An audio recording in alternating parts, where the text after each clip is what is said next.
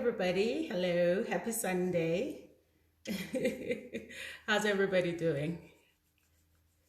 Yep, I'm really good. I'm really good. I look forward to this particular discussion because it's one that's very close to my heart.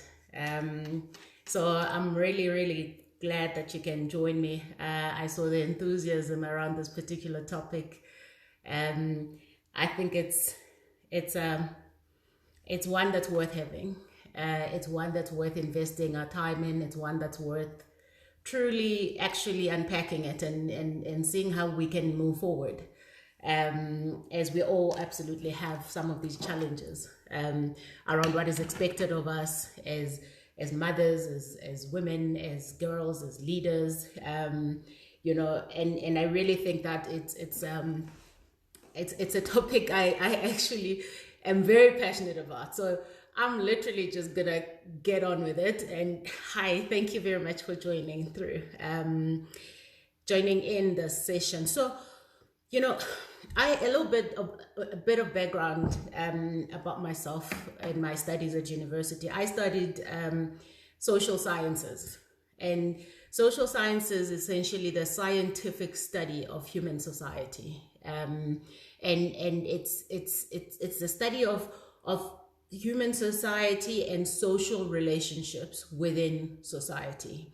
So I took a really keen interest in society back when I was still starting out at varsity. In fact, I even went through a whole career guidance process, and I write about this in my book. And I specifically majored in sociology as well as social anthropology, but I had a minor in psychology. But I really wanted to know how society is constructed. I wanted to know, how does society develop? What are the functions within? How does it function? And how does it also change over time? So I was very curious about the world we lived in, and how society was constructed and just woven together. I wanted to know how cultures within the society are also constructed. I wanted to know how are social groups and institutions created, how do they come to be? So I guess for me the question was, how has my world come to be? That's really what I wanted to know. And I wanted, the elements of social anthropology are really around investigating.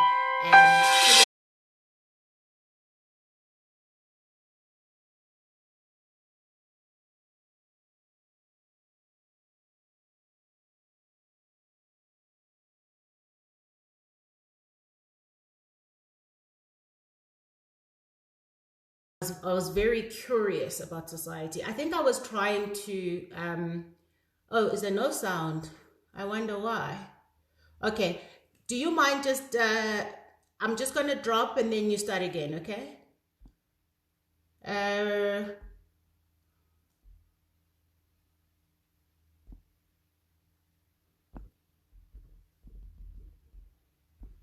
oh, is it fine now? Okay. All right. Am I good now? Okay, thank you. So let me just quickly just start again. Sorry about that, guys. So I wanted to say that I wanted to understand how cultures formed, how society evolved, how social groups and institutions were in fact constructed. So I really just wanted to understand a whole lot more about my world and how it came to be. I guess I was trying to answer quite a lot of my own questions based on where I had come from. But part of that, and hence I minored in psychology as well. I wanted to understand the role of the human mind. So the role that the human mind it plays in the construct. So I wanted to understand broadly how human society is formed, how the cultures within that society are formed, and what the role of the mind is in those constructs. And that's really what I studied at university. I'm a social sciences major, and I guess in some shape or form I trained, to be curious about the world and to actually understand what the rules are. you know, because if you understand the rules and how they're formed, chances are you have a higher chance of redefining the rules, you know. And that's really what I want to unpack a bit today.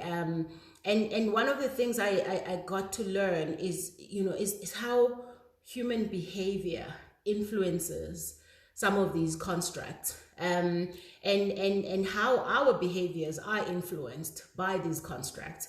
And one of the systems that, you know, anyone who studied social sciences or even sociology particularly, you know, learn about social systems. And patriarchy and matriarchy, or patriarchal systems and matriarchal systems are social systems. So we're not born with this idea that men are more superior than women and that women must subordinate themselves to men. No, that's a social construct. It's a social system. It was created. So I like to talk about, you know, the fact that there's a, I mean, it's factual. Significantly, societies around the world are patriarchal societies. They are patriarchal systems. And there's very few systems where the women are the dominating factors or hold the power. And there's literally, if I mention some of them, is the Minangkabau tribes, indigenous tribe of the Sumatra region in Indonesia.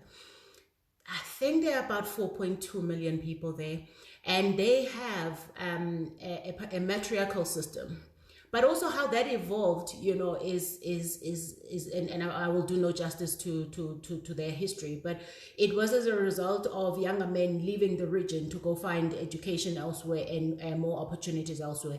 So matriarchs were then left behind, and the system kind of evolved from there, where they were the ones running and running predominantly that region. So there's also a tribe called Bribri in Costa Rica.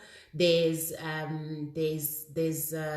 you know, Miso, I think, people in the Chinese in China, but it's a very small number of people. I think the largest matriarchal society known at this point is the one from the Sumatra region. Now, a patriarchal society is a system that contributes to the social, cultural, and economic narrative that says the man is superior over a woman. So it is a system that is really designed to prop up superiority of men. I won't even dare bring in religion into this conversation, because that's going to be another, like, we're going to need a whole day talking about that. So I'm going to try and stay away from the religious construct, and just stick to, you know, the social aspect of it, and you know, what I personally studied, and what I've observed over time. So I always say I'm very curious about life. I'm very curious about people. I seek out diversity. That's because, you know, I don't believe that these systems that were created are systems that cannot be changed.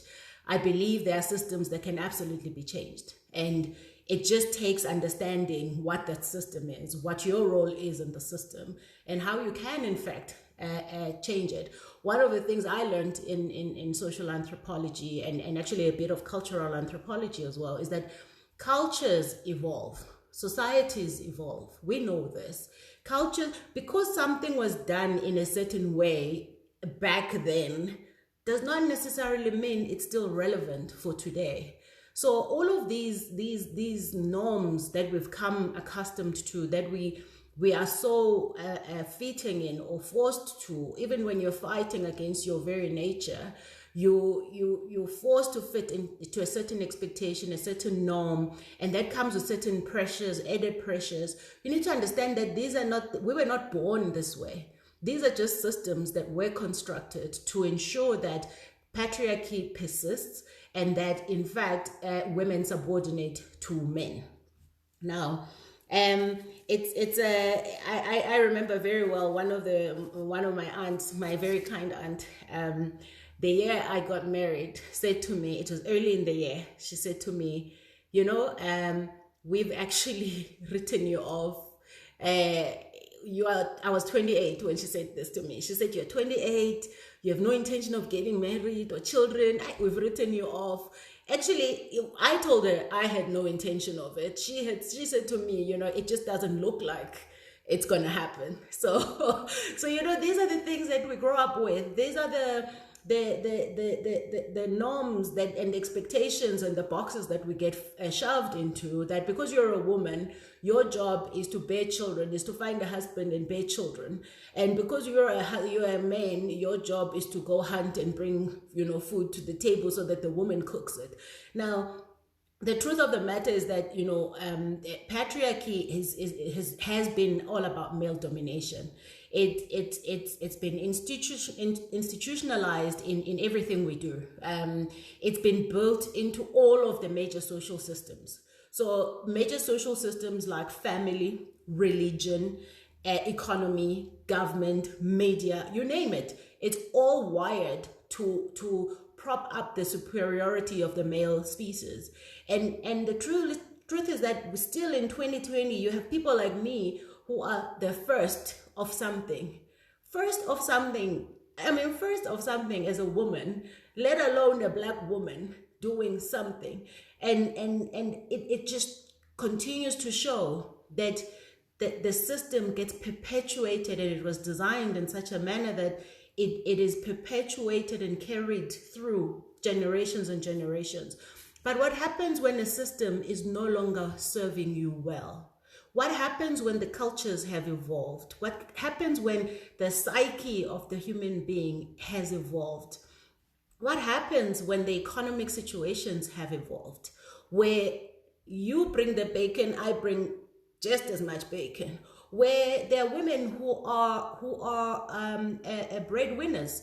What happens where the nuclear family, where it's typically a mom and a dad and children, what happens when that doesn't exist anymore? What happens with absent fathers, where the mothers are then required to play both roles, or to play the role of a mother and raising these children all by themselves? So what happens in scenarios where it is single mothers? How do we start to revisit this notion of patriarchy under conditions where things have changed and that things have evolved? So in essence, patriarchy is a socially constructed system of inequality. Pretty much like racism, patriarchy is designed to discriminate against women, against young women, young girls and women, in fact, even against so-called younger men or weaker men, where the power lies with the father figure.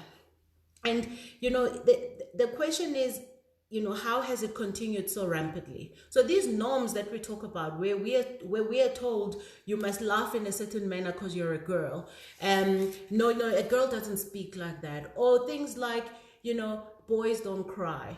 Those are all the things that perpetuate these norms that we're living with. And the family itself is that institution that perpetuates patriarchy. It is, in fact, the major social system that ensures that patriarchy persists. Now, things have changed. So why are we not evolving with that? Now, again, this is probably a very generic statement, because we are continuously living in a world where male domination and that toxic masculinity is the order of the day. I mean, things like gender-based violence are not just here and just a joke. We've all been exposed to them. We've all been affected in some shape or form. We all know someone who's going through something like that at any given time.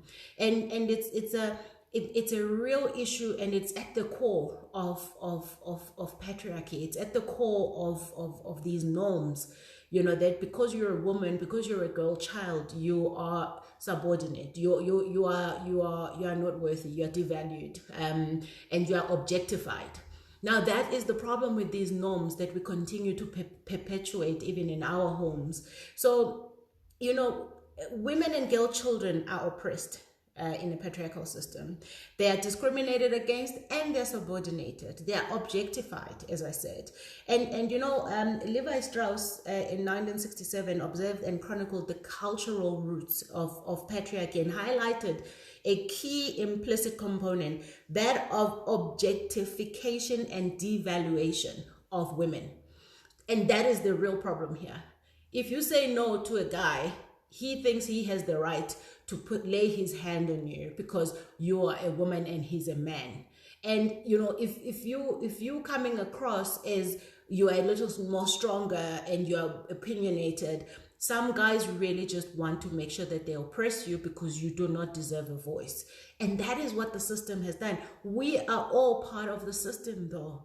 This is not a system that was just created by itself and is perpetuated all by itself. So it's also where this treasuring of the boy child.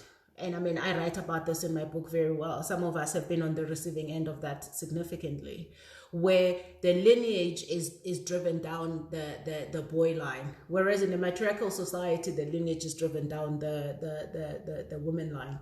In fact, in Sumatra, some of these family names are taken from the woman's side, and it's unfortunate because in our homes, these are perpetuated where we do not value girl children as much as we value the boy children because we think they're going to carry our names.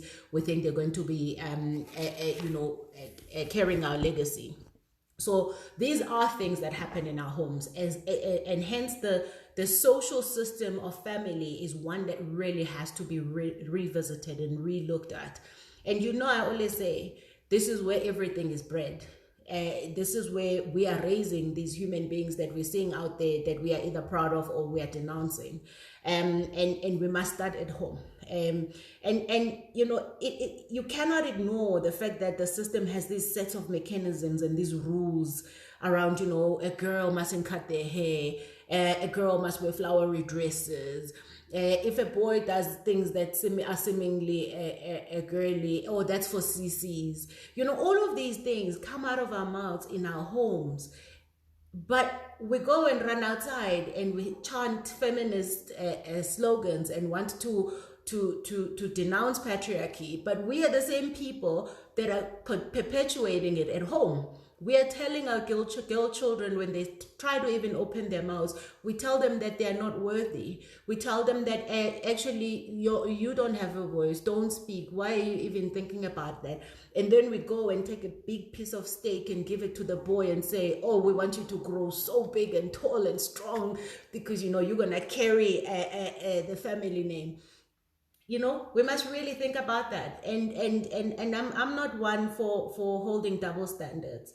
So, but I think some people, in as much as they chant these feminist, beautiful, in fact, feminist slogans and all the right things, your kids do not really learn from what you say. They learn from what you do. So you can say whatever you want.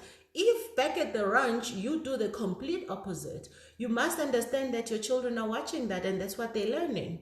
And if you are treating your girl children differently to how you treat your very own boy child, then you are perpetuating the problem.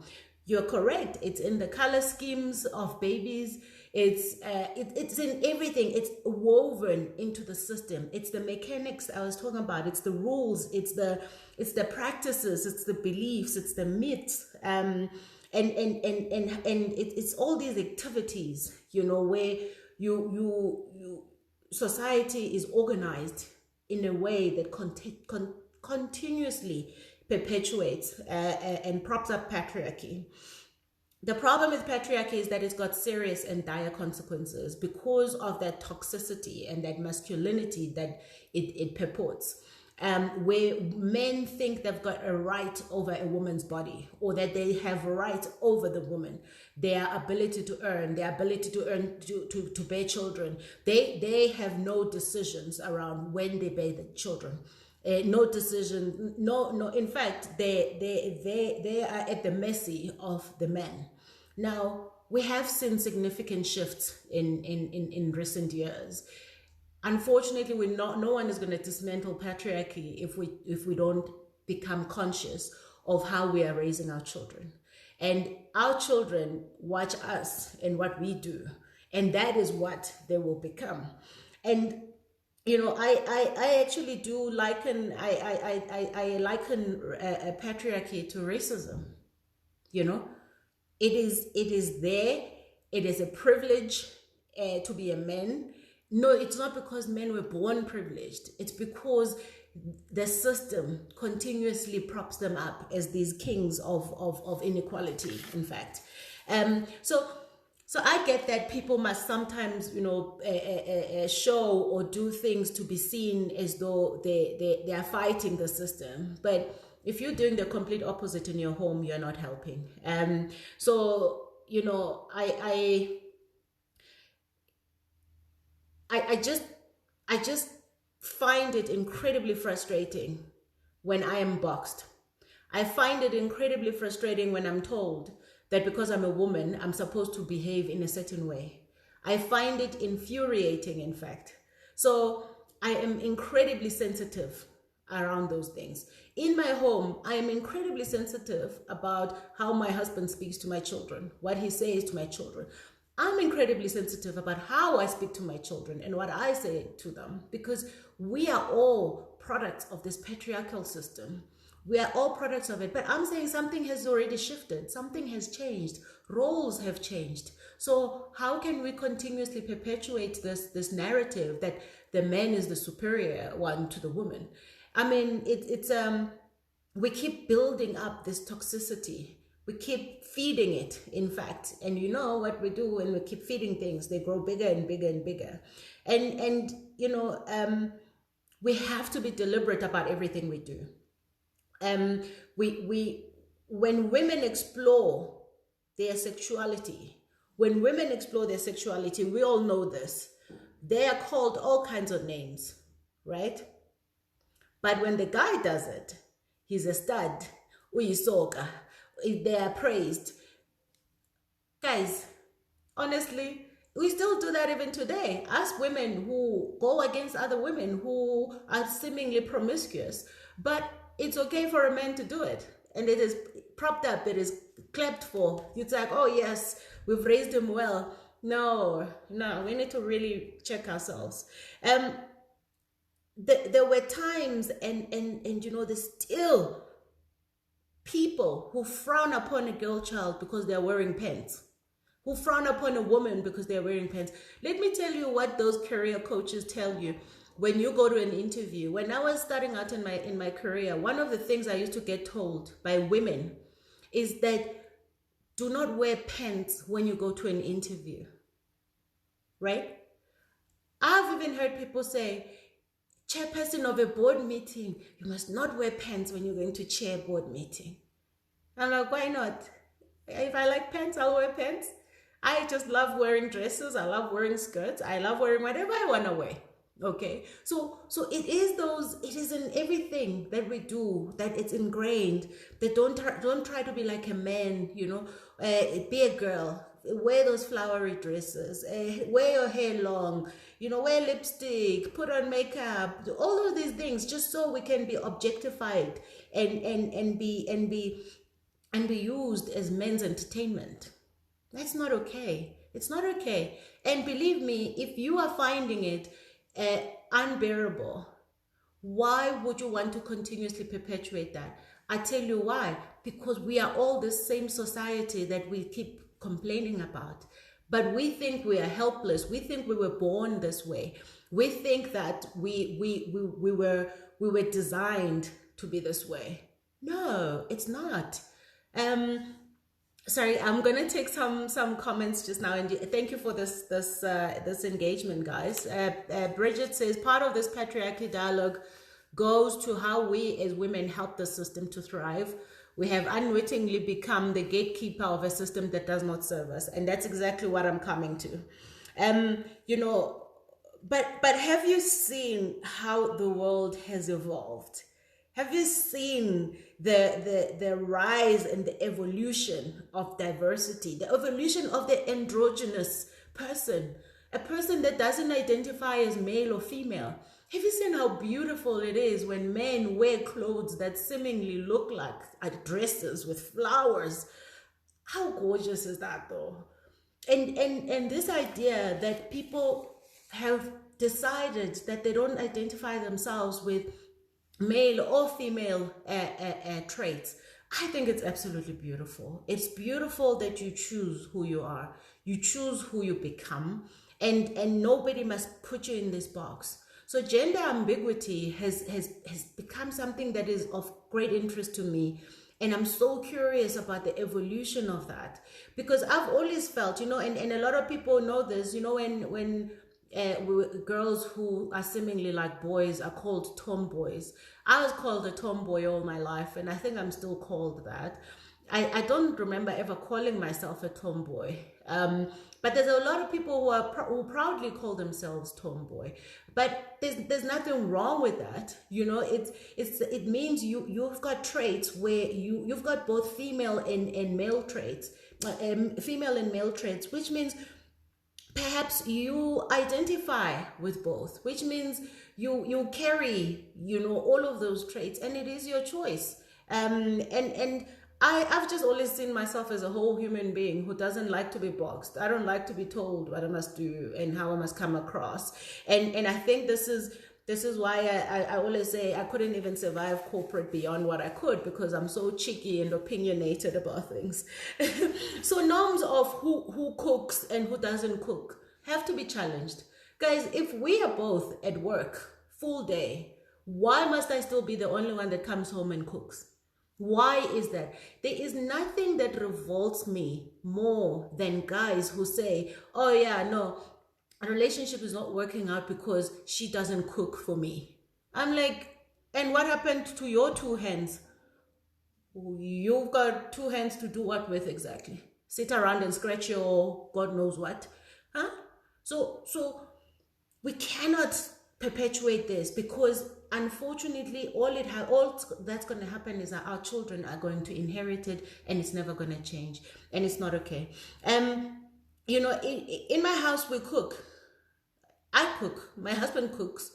I cook more because I really love cooking, but there are days when I'm just like, I'm not doing it, and he does it. He's cooking Sunday lunch as we speak. So if I am bringing home money, big monies, and you are also bringing home monies, big monies, however big monies, small, big, you name it. If we all go out to work, how is it that I'm still the one that must carry the whole load around this house?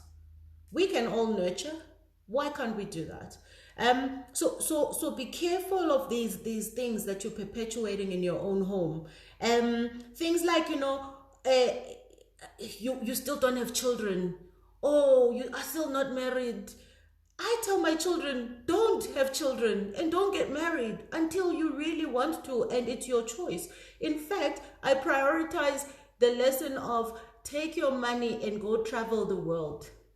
Don't worry about, oh, you are now almost 30 and you don't have a husband, or you don't have a partner, or no, those things people must come into your life to add value to your life. Not for you to be happy. You must be happy all by yourself and understand that you don't need all of that. I used to travel by myself before I even got married, because I wanted to explore the world. I didn't even, if a friend wanted to come with me, it was great, but I never hung my plans on other people, because I knew if I did that, then my life was never going to carry on. So it's very important to just be conscious of what we're teaching our children. In fact, we must teach our children to explore the world. They might be born in South Africa, but they are global citizens. They must go and seek out diversity. And if their decision is to come home and set up roots at home, then let it be. But we cannot shove our children in a box that no longer works for them.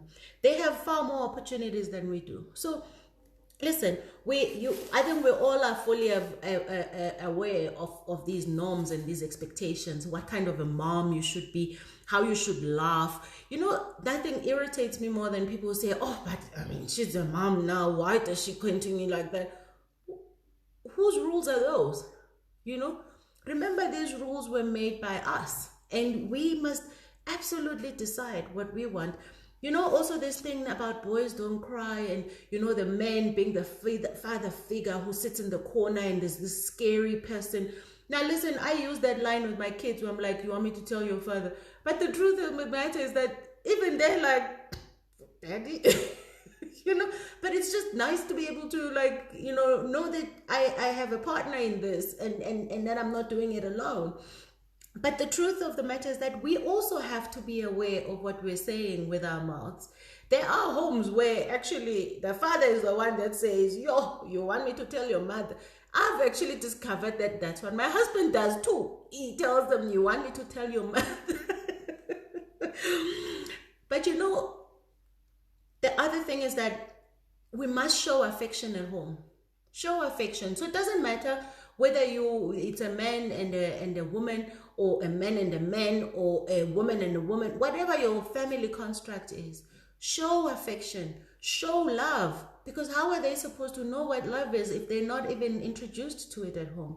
So in my household, my husband picks me up, I jump on him, I kiss him, we do whatever we feel is appropriate for the children to learn. They must understand that this toxic masculinity around men are these monsters doesn't exist. They also love, they must show love, they must be loved, and it must be shown. I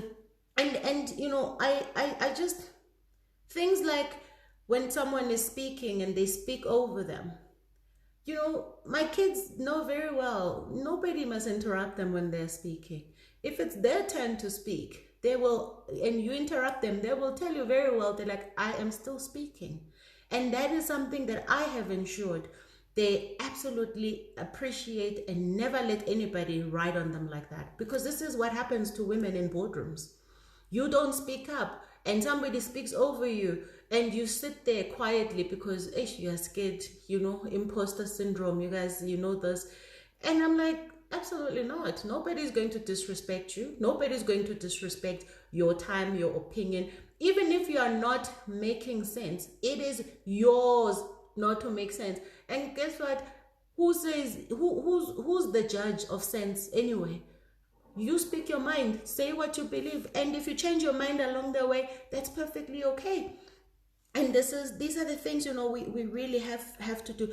I love to dance. I'm 42 years old. I have danced since I was forever. I used to go to clubs to dance when I was at varsity. And I hated it when guys started hitting on us. I would even go to a club by myself just to go and dance. I still do it today. I mean, like, dance. I don't go to clubs now. Gosh, no. I can't. I'm too old. But also, I'm already sleepy at 9 p.m. and clubs only start happening at 11 o'clock or midnight, I think. I don't know. But I have my home. I've got my music. I love to dance. That's how I stay fit. That's how I feed my soul. I am always dancing. And some people will be like, somebody's mother. What? Mothers are not allowed to have fun. Mothers are what? Not human beings. So it's very important that we absolutely do this, to remind our children that they are worthy. And I can go on forever about this, but I think, guys, that ultimately the fact of the matter is that we are the society that we're complaining about.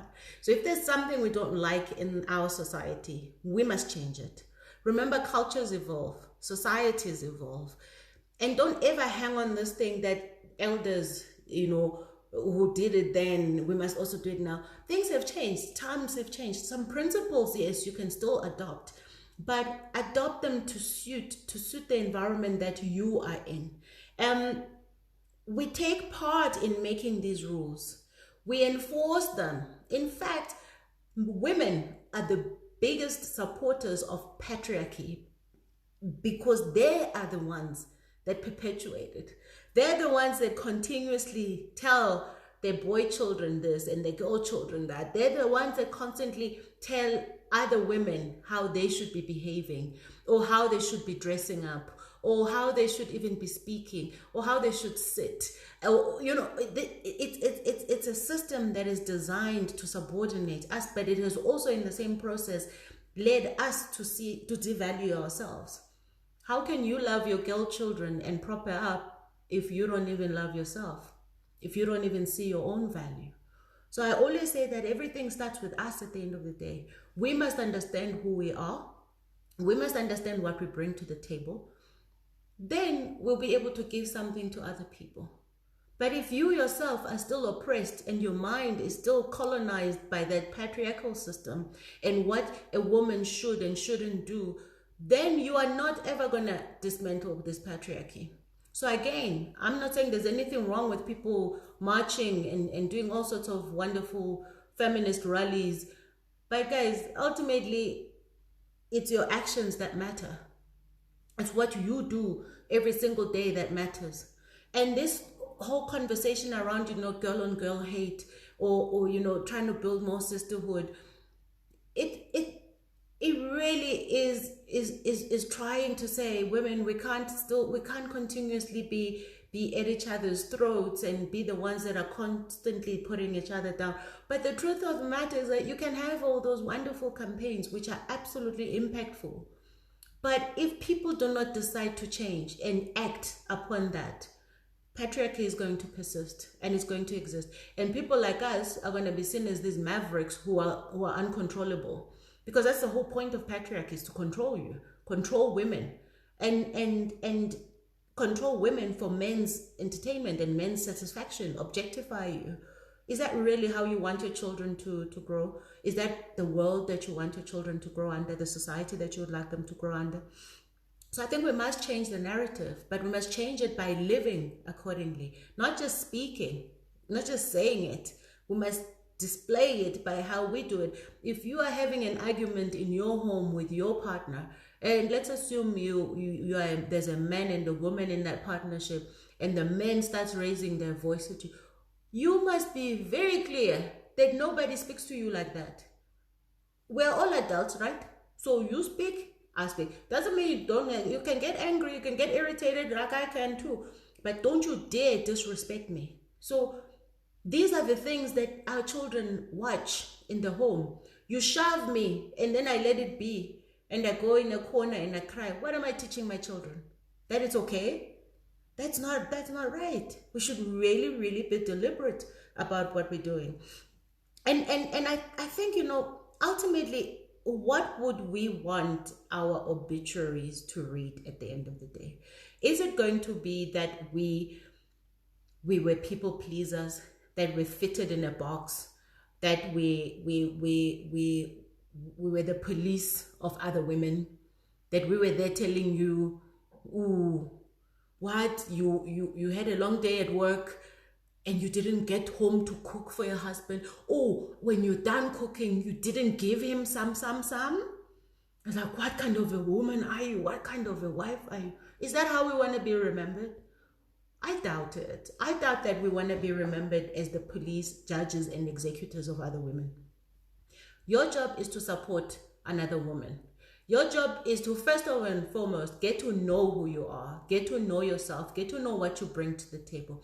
Because when you value yourself, I can assure you, you've got no business devaluing other women, because you fully appreciate what they go through every single day. So let's kill the judgment. Let's kill being the police of other women.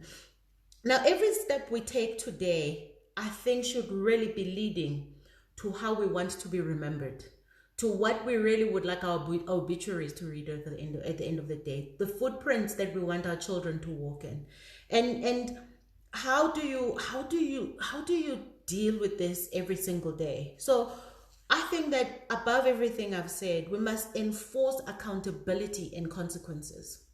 The problem with having these uncontrollable gender-based violence statistics that are disheartening and just gut-wrenching is because there are no consequences. Oh, what? I mean, you just beat up your wife. No, I mean, couples, they go through these things. You know these narratives. You know them very well. You even have women who feel like if their partners are not beating them up, then they don't love them. We need to change this narrative. There has got to be consequences for every single bit of action. Every single bit of action. Toxic masculinity cannot keep going unpunished. Challenge the traditional roles and structures. Challenge them. Why? Why not?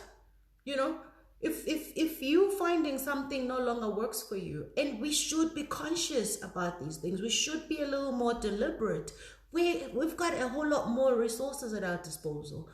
Our gut, I think, has absolutely evolved to really speak the truth.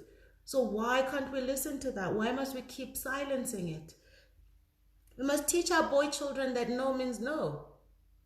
When my son plays with his sisters here, and the sisters are older than him, when he plays with them, and the moment they say no, let's stop, and he continues, I go after him, not like that, but I go and I educate him, and I say, remember, your sister said no.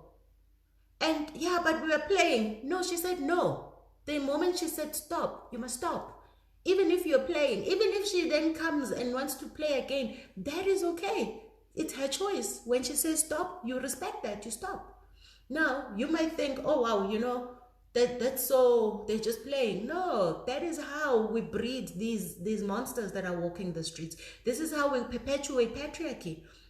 By saying, no, this circumstance, under these conditions, she was saying no, but actually she really wanted to say yes. No is no. There's no other.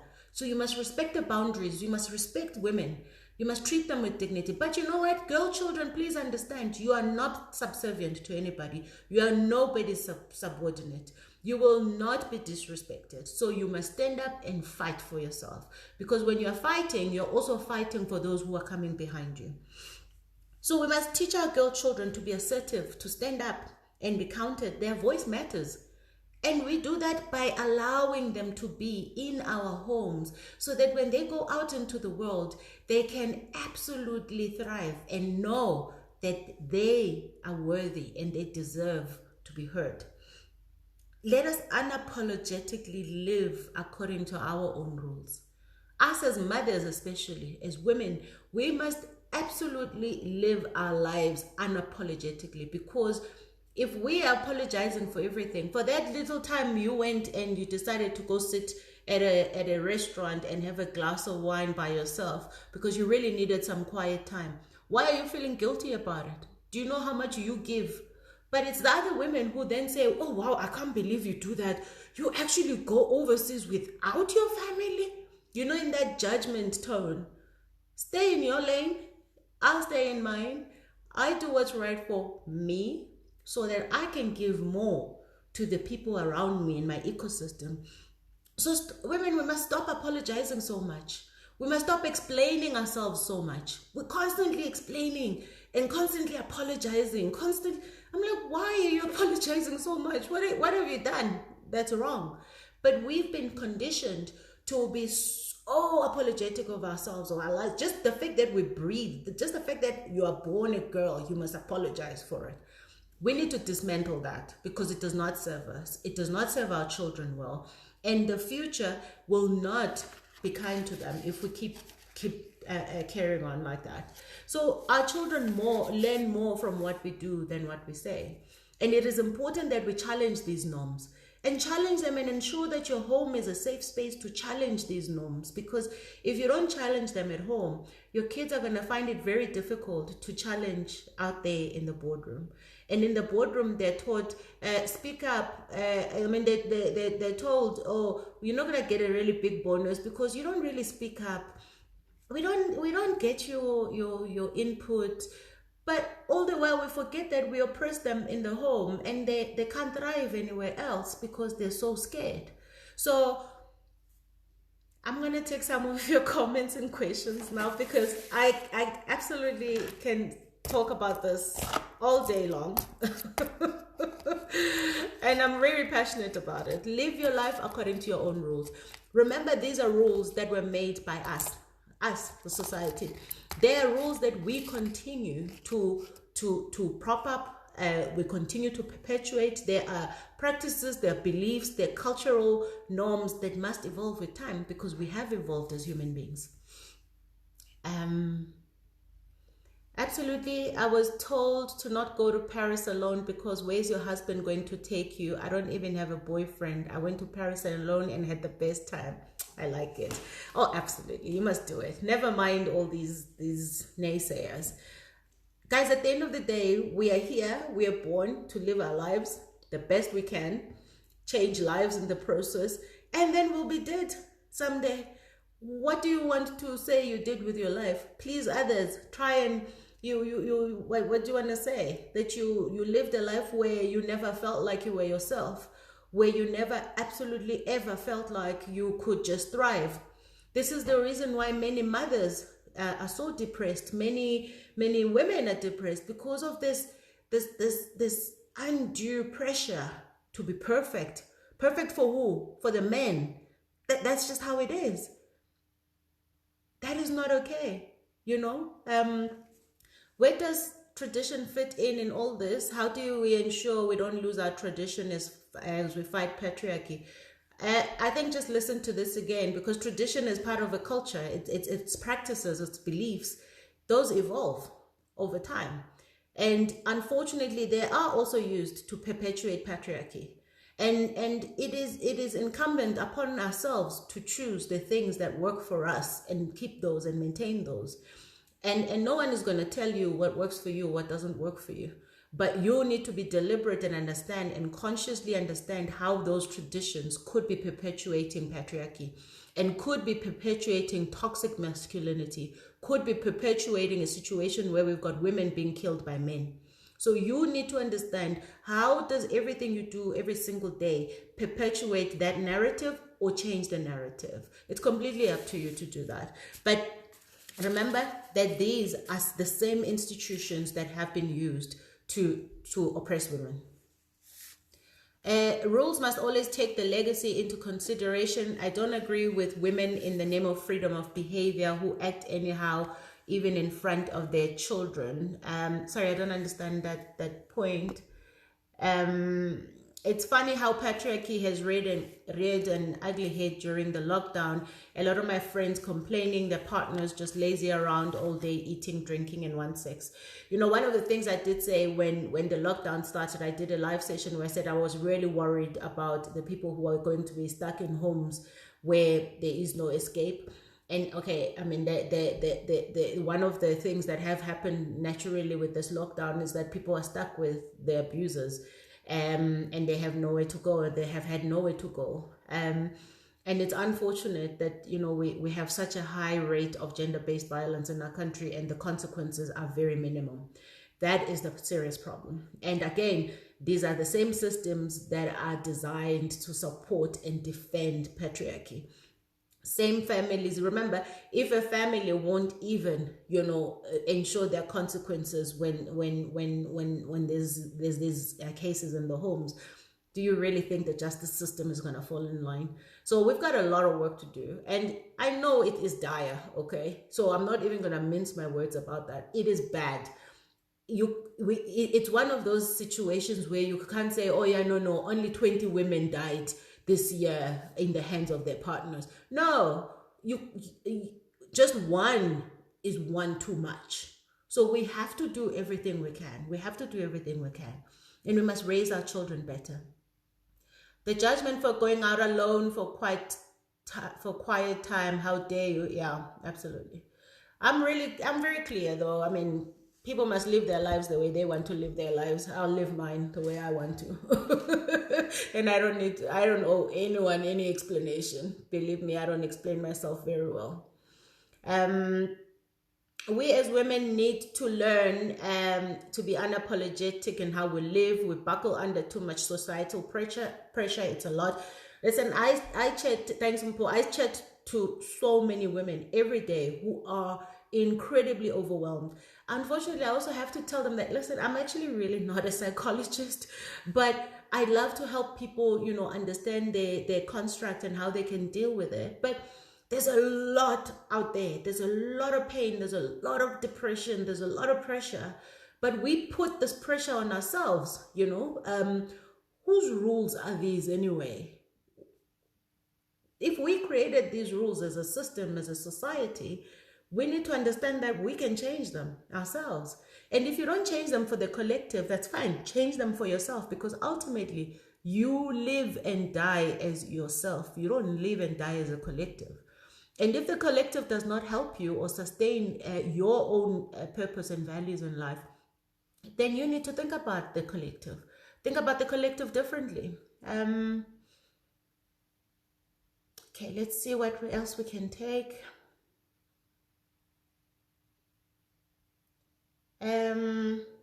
It's actually women who oppress other women and create these expectations. Yeah, that plays a significant role, but also the men play a very big role too. So I think it's everybody's problem, really. Culture and religion are the most powerful weapons used to justify and perpetuate patriarchy. We are always referred back to the Bible, Nesiko, and as a fundamental basis for rules that betray our souls. And that's why, listen, if I start going down the religion route, even these cultures and norms, everything is just, we need to revisit, guys. We really do. And I mean, I'm a Makoti, so I also take part in certain, traditions in my own family. And there are things that you're like, kind of, how did this one come about, and what purpose is it still serving? And I'm fortunate enough that I've got a mom-in-law who's 81 but highly enlightened, and I can talk to her about some of these things and challenge some of the things that we do.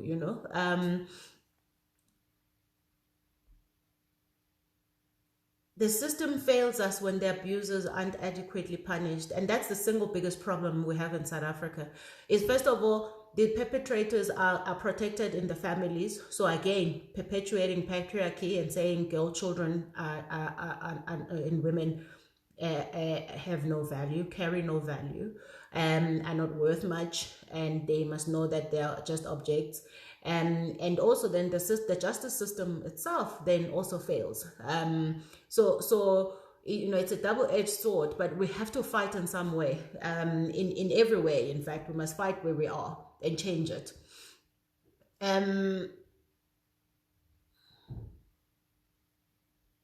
judgment never ends, Amanda. When you're vocal, you're perceived as arrogant. When you prioritize self, you're selfish.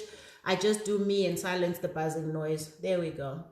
There are societal and traditional norms which we have learned. We still have a long way to go to unlearn this, for as long as there's no literature to support this, but we must do it ourselves.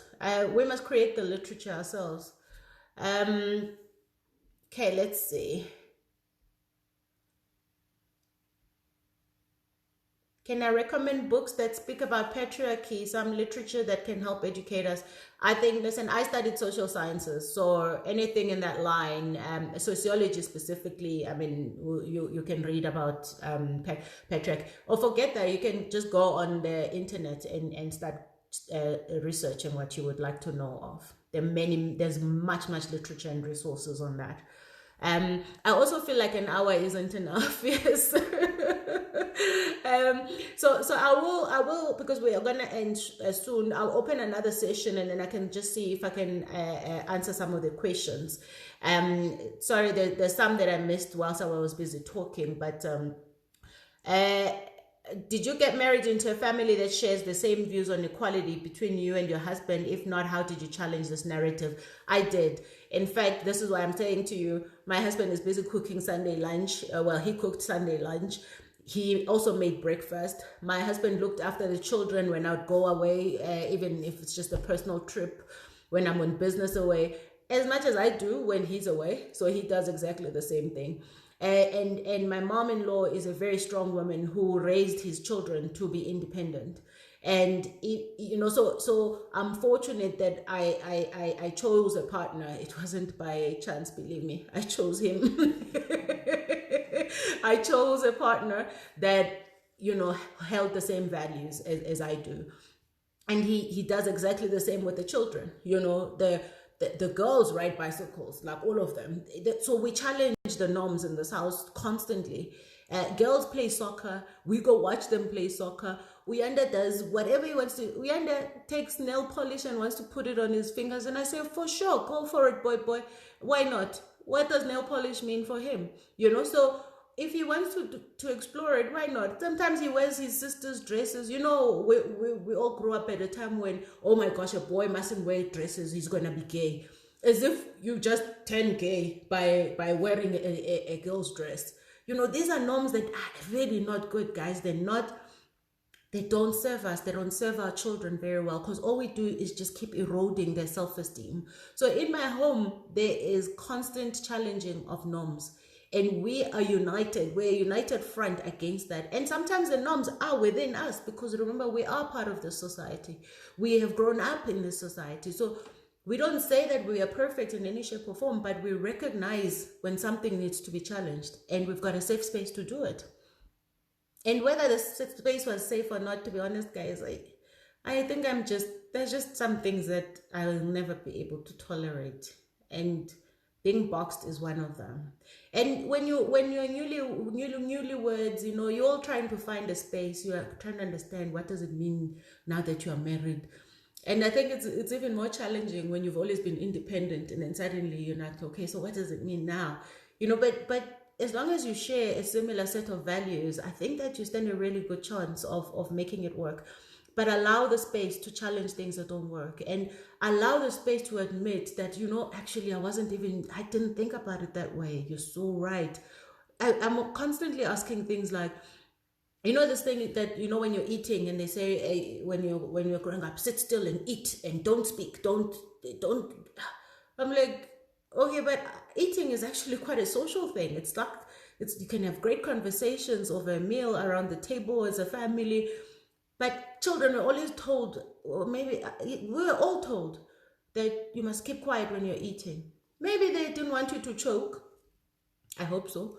But we all know that children were just told, sit there quietly and don't engage. We really do engage. Go to the religion route. I think we are reading the Bible wrong. No, the Bible ultimately is read by multiple different people, and they have their own interpretation of what is in the Bible. Now, we can even talk about how the Bible came to be. That's another story altogether. That's how I always say I avoid religion. But I'm very spiritual, guys. So yes, I will post this on the IGTV. I'm going to open another session, guys, so that we can just have a little more engagement, and I can answer more of your questions, because there's quite a lot of them, and we definitely are gonna be out of time shortly. Can we talk about religion and tradition in part 2? When our families ask for payment from a husband when the wife runs away because of his violence, listen, families are breeding grounds for all these social ills, and I'm a big critic of families, and purely because I think we really need to do better. Families are such a powerful institution, such a powerful social system, a major social system, and we can really do better. We can learn from things that didn't work before. We can take what has worked and you know, carry that with us, but it is completely our choice to choose new rules, to choose new things, new ways to empower our children. So I really don't think that we are stuck in the past and stuck in a time when, you know, we can't change anything. Significant strides have been made. Things have evolved significantly. So we must also evolve with the times, and that's very important. So let me. I'm not sure what time. Yeah, no, I'm out of time now. But let me save this one. I'm gonna open another one. Thanks, guys. Thank you very much. We'll continue chatting in the other session. Okay.